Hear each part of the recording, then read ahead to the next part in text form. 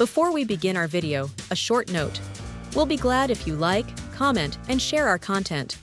We are the largest left-wing civic association in Slovakia, and we want to keep growing. New videos are published Fridays. If you like what we do, you can support us financially and become our members. More information is available on our website, and most importantly, don't forget to subscribe to our channel.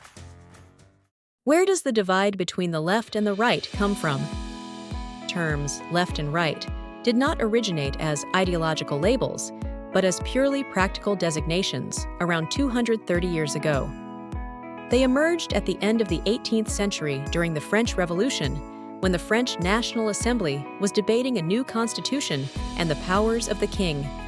Members of parliament, who defended the monarch's unlimited right of veto, sat to the right of the presiding officer. Those who wanted to limit the king's power sat to the left. From this spatial arrangement, which may seem accidental, but in fact was not accidental at all, as will be clear later, one of the most important political concepts of modern history gradually emerged. Since then, the left has been associated with the progressive ideas of the Enlightenment, with efforts to change society and to transcend existing limits. The right, by contrast, became associated with conservatism, an emphasis on order, stability, and continuity. Put simply, the left looks forward and comes up with new ideas and solutions. The right looks backward, cautiously, with respect for the past. During the French Revolution, the famous left-wing slogan, "Liberty, Equality, Fraternity," also emerged, closely associated with the radical left, the Jacobins. The slogan is often attributed to Maximilien Robespierre. At that time, however, neither socialism nor capitalism existed as concepts.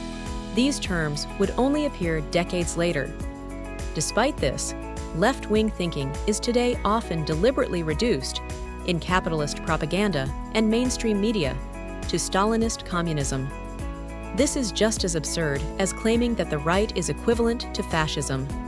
A more objective view shows that both the left and the right are broad intellectual mosaics, in which communism and fascism are merely small, extreme fragments, not their essence. What is considered progressive or conservative in one historical period constantly changes. Imagine a politician today advocating an unlimited royal veto. Such a position would be unacceptable even to most conservatives. Society evolves continuously, and with it, the meaning of political concepts.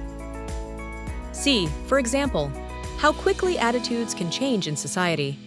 In this case, the data show a radical shift in support for same-sex marriage within a single generation.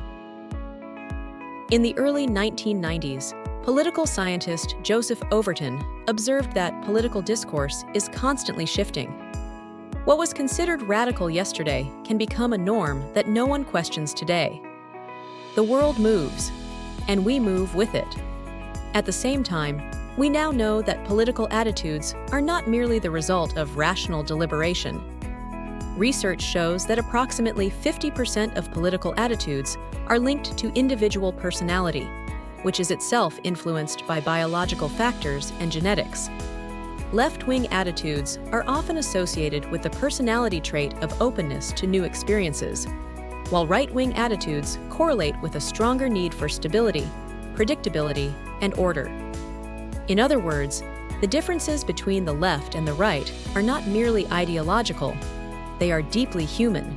They are expressions of human evolution, and at an even deeper level, of the evolution of life on the planet. All the tensions we experience are manifestations of an evolutionary tension between change toward the new and the defense of what has worked in the past. These differences even have a neurobiological dimension. The evolution of the brain was shaped both by pressure to learn new things and by pressure to preserve what already worked. It is therefore no coincidence that language centers in most people are located in the left hemisphere of the brain, which evolved as a tool for grasping, naming, and reshaping reality.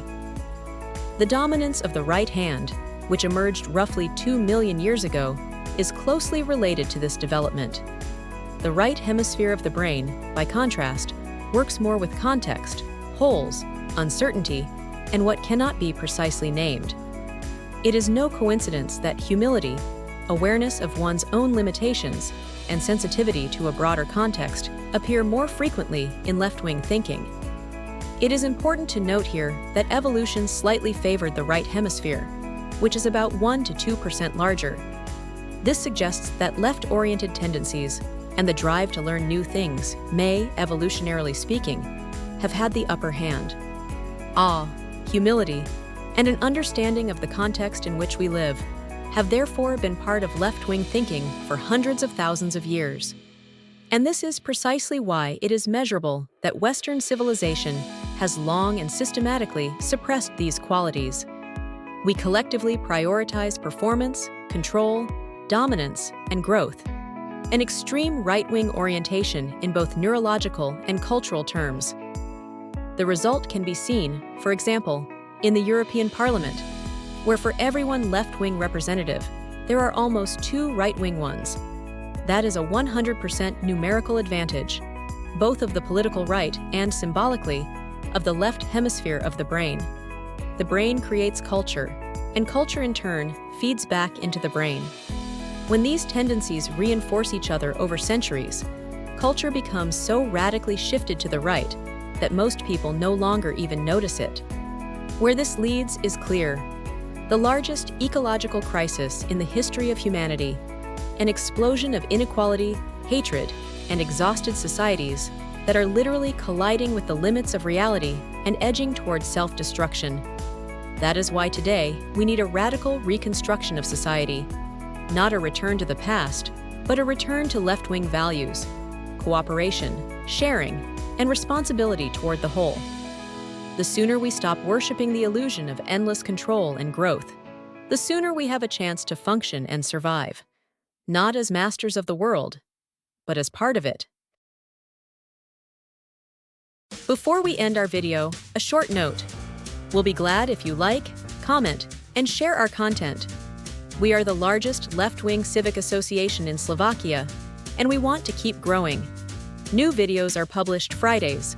If you like what we do, you can support us financially and become our members.